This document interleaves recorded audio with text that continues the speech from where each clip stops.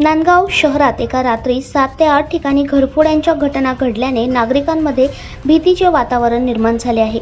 नांदगाव शहरातील विवेकानंद नगर व मल्हारवाडी भागात दुचाकीवर येऊन मध्यरात्री बंद घरांचे कुलूप तोडून चोरट्यांनी घरात प्रवेश करत लाखो रुपयांचे सोन्याचे दागिने व रोख रक्कम लंपास केली।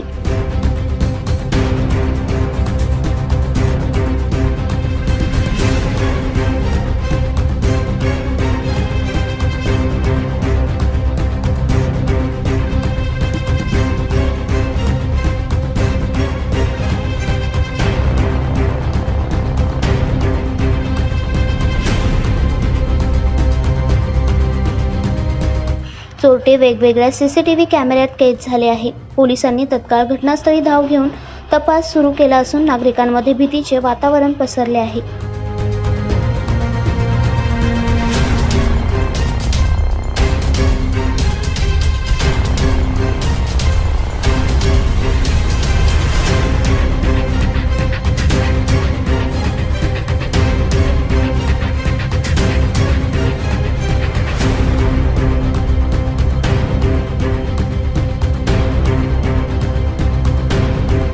दैनिक भ्रमरसाठी प्रतिनिधी नैवेद्या पित्री, मनमाड।